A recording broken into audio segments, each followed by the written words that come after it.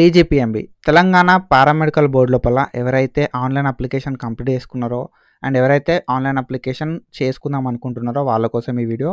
ఒకసారి online application చేసుకున్న తర్వాత నెక్స్ట్ ఏం ప్రాసెస్ ఉంటుందని చెప్పి మనం ఈ వీడియో లోపల డీటెయిల్గా మాట్లాడుకుందాం. సో ఫీ పేమెంట్ ఎంత చేయాలి, ఎక్కడ చేయాలి, ప్రైవేట్ కాలేజ్ వాళ్ళు ఎక్కడ చేయాలి, గవర్నమెంట్ వాళ్ళు ఎక్కడ చేయాలి అని చెప్పి ప్రతిదీ కూడా మనం అయితే డీటెయిల్గా ఈ వీడియో లోపల మాట్లాడుకుందాం. ఇంపార్టెంట్ డేట్స్ ఏంది అనేది కూడా ఈ వీడియో లోపల నేనైతే డీటెయిల్గా చెప్తాను. మనం ప్రీవియస్‌గా తెలంగాణ పారామెడికల్ బోర్డుకు సంబంధించి అండ్ ఎబ్సెట్ రాసిన వాళ్ళకి సంబంధించి, బైపీసీ కంప్లీట్ చేసిన వాళ్ళకి సంబంధించి చాలా వీడియోస్ చేసుకున్నాం. అండ్ ఫర్దర్ కూడా ఇట్లాంటి వీడియోస్ వస్తూ ఉంటాయి. కాబట్టి ఒకవేళ మీరు మన ఛానల్‌కి కొత్త వస్తే మాత్రం పక్కా సబ్స్క్రైబ్ చేసుకొని మీ ఫ్రెండ్స్ అందరికీ ఈ వీడియోని షేర్ చేయండి. సో సబ్స్క్రైబ్ చేసుకున్నప్పుడు మాత్రమే ఇన్ఫర్మేషన్ అనేది మీకు రీచ్ అవుతుంది. కాబట్టి please do subscribe and share with your friends. Firstly మనం ఇంపార్టెంట్ డేట్స్ గురించి మాట్లాడుకుందాం. సో ఇంపార్టెంట్ డేట్స్ విషయానికి వస్తే మనకి నోటిఫికేషన్ అనేది 30 సెప్టెంబర్ 2025 రోజు రిలీజ్ అయింది. 30 సెప్టెంబర్ 2025 రోజు మనకు ఈ నోటిఫికేషన్ అయితే రిలీజ్ అవ్వడం జరిగిందన్నట్టు. సో నోటిఫికేషన్ రిలీజ్ అయిన తర్వాత ఒక 2 డేస్‌కి మనకు ఆన్లైన్ అప్లికేషన్స్ అయితే స్టార్ట్ అయినాయి అన్నట్టు. సో 1 to 2 డేస్‌కి అండ్ మనకి ఈ మంత్ అంటే 28th అక్టోబర్ 2025 దాకా లాస్ట్ డేట్ అయితే ఉంది ఆన్లైన్ లోపల అప్లికేషన్స్ చేసుకోవడానికి అండ్ ఆన్లైన్ లోపల అప్లికేషన్స్ చేసుకొని సబ్మిట్ చేయడానికి. అండ్ నవంబర్ 10th వరకు మనకు ఈ అప్లికేషన్ ప్రాసెస్ అంతా కంప్లీట్ చేస్తా అని చెప్పిర్రు. అండ్ ఎవరెవరు సెలెక్ట్ అయ్యారు అని చెప్పి 11th నవంబర్ రోజు అండ్ దాని తర్వాత కాలేజ్లో జాయిన్ అవ్వాల్సింది 17th నవంబర్ రోజు అని చెప్పి మనకి ఇక్కడ ఇన్ఫర్మేషన్ అయితే ఇచ్చారు. అండ్ ఒక ఎక్స్టెన్షన్ అయితే అవుతుంది అన్నట్టు గవర్నమెంట్ కాలేజ్కి సంబంధించి అండ్ ప్రైవేట్ కాలేజ్కి సంబంధించి ఒక ఎక్స్టెన్షన్ అయితే అవుతుంది అన్నట్టు. ఓకేనా. సో ఎవరైతే గవర్నమెంట్ లోపల అప్లికేషన్ చేసుకుందాం అనుకున్నా, ప్రైవేట్ లోపల చేసుకుందాం అనుకున్నా ఒక ఎక్స్టెన్షన్ అయితే అయ్యే ఛాన్స్ ఉంది. కానీ మనకి ఇచ్చిన ఇన్ఫర్మేషన్ ప్రకారం మనకున్న లాస్ట్ డేట్ అయితే 28 అక్టోబర్ 2025. ఎక్స్టెన్షన్స్ ఏమన్నా అయితే నేను ఫర్దర్ ఇన్ఫర్మేషన్ ఇస్తా. సో ఇంకా ఎక్స్టెన్షన్ కాకముందుకే ఎక్స్టెన్షన్ అవుతుందేమో అని చెప్పి అప్లికేషన్ పెట్టుకోకుండా ఆగిపోకండి. అప్లికేషన్ అయితే కంప్లీట్ చేసుకోండి. అండ్ ఈ కోర్సెస్ చేయడానికి everyone is eligible. So first మనకు బైపీసీ వాళ్ళకి ప్రియారిటీ ఇస్తారు అన్నట్టు. బైపీసీ వాళ్ళు లేకపోతే ఎంపీసీ వాళ్ళకి ప్రియారిటీ ఇస్తారు. ఎంపీసీ లేకపోతే సిఈసీ వాళ్ళకు కూడా ప్రియారిటీ ఇస్తారు. ఎంఈసీ, హెచ్ఈసీ వాళ్ళకు కూడా ప్రియారిటీ అయితే ఇస్తారు అన్నట్టు. So every course is eligible to pursue this diploma in paramedical courses allied health care professions. ఓకేనా. సో ఏవైతే ఇవి డిప్లొమా లోపల allied and health care courses అని కూడా అంటూ ఉంటాం అన్నట్టు. పారామెడికల్ కోర్సెస్ అని కూడా మనం అంటూ ఉంటాం అన్నట్టు. ఓకేనా. సో ఇది ఇంపార్టెంట్ డేట్స్ విషయానికి వస్తే. And when comes to important documents విషయానికి వస్తే మనకి ఎస్ఎస్సి మెమో అంటాం. SSC memo, intermediate memo, 6th to 12th bona fides and మీరు ఎస్సీ, ఎస్టీ, బీసీ కేటగిరీస్ ఉంటాయి. కేటగిరీ సర్టిఫికేట్స్, రిజర్వేషన్ కోసము ఆధార్ కార్డు, దాని తర్వాత 2 ఫొటోస్ అండ్ దాని తర్వాత application form with 100 rupees. So ఇవన్నీ కూడా మనం డాక్యుమెంట్స్ అయితే క్యారీ చేయాల్సి ఉంటుంది అన్నట్టు అప్లికేషన్ ఫామ్ తోటి. ఇవన్నీ డాక్యుమెంట్స్ మనం అప్లికేషన్ ఫామ్కి అటాచ్ చేసి కాలేజ్ లోపల సబ్మిట్ చేయాల్సి ఉంటుంది అన్నట్టు.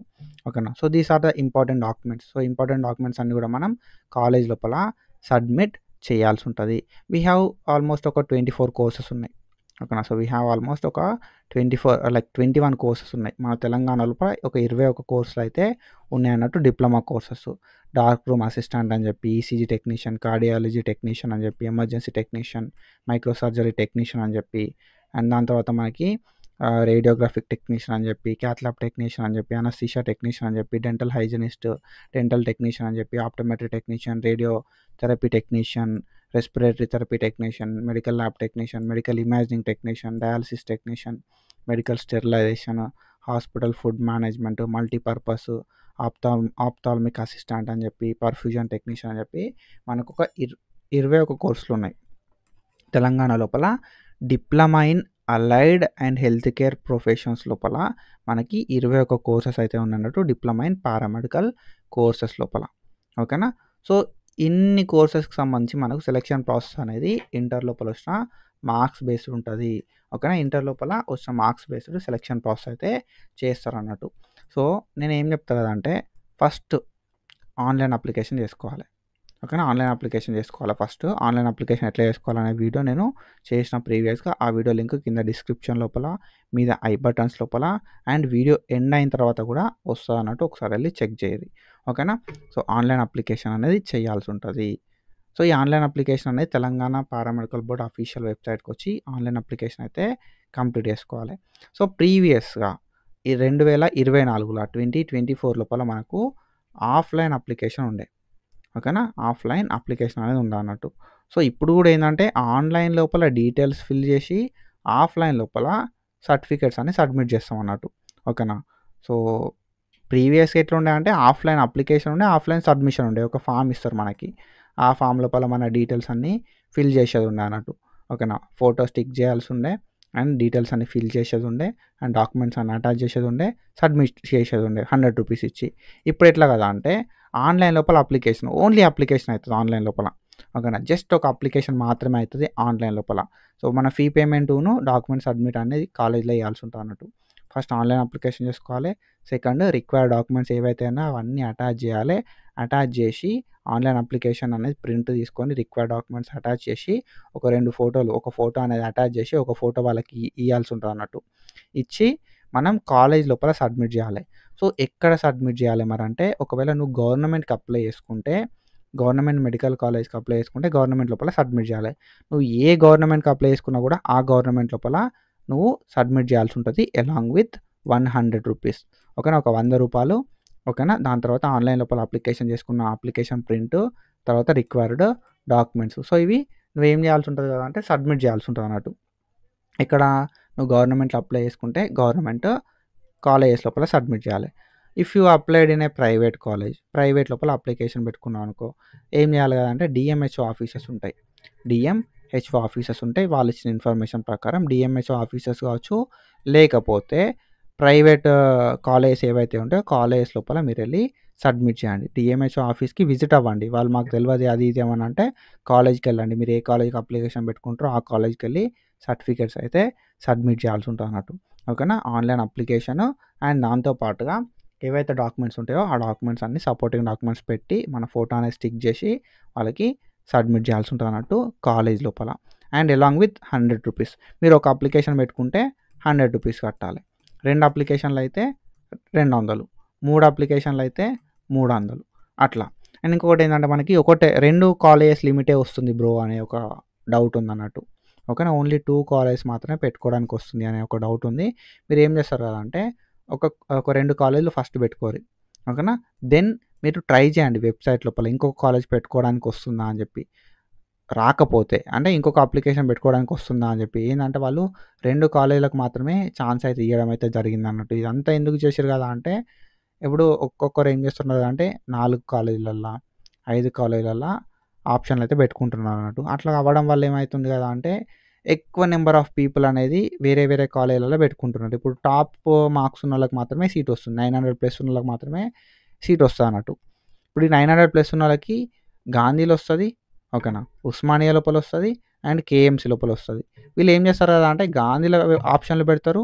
ఉస్మానియా లోపల పెడతారు. కేఎంసీలో పెడతారు. సో, ఈ 3 కాలేజీలలో పెట్టినప్పుడు ఏమైతదంటే మూడిట్లలో వచ్చే ఛాన్స్ ఉంటది. అక్కడ కౌన్సెలింగ్‌లనేది పెరుగుతున్నాయి కాబట్టి దాన్ని వీళ్ళు స్టాప్ జేయడానికి 2 అప్లికేషన్‌లు మాత్రమే ఛాన్స్ అయితే ఇచ్చిర్రు. ఓకేనా?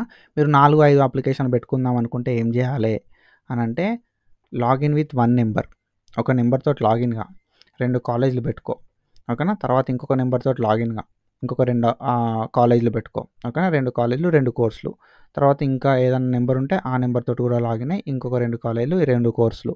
సో, ఇది ఎవరు జేయాలి మరి అనంటే నా మార్కులు 600 ఉన్నాయి బ్రో. నా మార్కులు 700 ఉన్నాయి బ్రో అన్నోళ్ళు ఇట్లా చెయ్యిర్రి. లేదు నా మార్కులు 900 ప్లస్ ఉన్నాయి బ్రో అన్నోళ్ళు 2 అప్లికేషన్‌లు సరిపోతాయి. టాప్ గవర్నమెంట్ కాలేజ్ లోపల 2 పెట్టుకోరి. ఇఫ్ యూ ఆర్ ఇంట్రెస్టెడ్ ప్రైవేట్‌లో కూడా పెట్టుకోండి. ఓకేనా? సో, ఇది నేను చెప్పేది. ఓకేనా? సో, నేను ఇది చెప్తా. సో, అప్లికేషన్ పెట్టుకునేటప్పుడు ఏం చేస్తారు అంటే మెయిన్‌గా ఫస్ట్ ఒక అప్లికేషన్ పెట్టుకోరి. దెన్ దాని తర్వాత కాలేజ్‌లో డాక్యుమెంట్స్ సబ్మిట్ చేయరి. ఓకేనా? అప్లికేషన్ అనేది ఆన్‌లైన్‌లో పెట్టుకోరి. డాక్యుమెంట్స్ అనేది కాలేజ్‌లో సబ్మిట్ చేసి ఫీ పేమెంట్ చేయండి.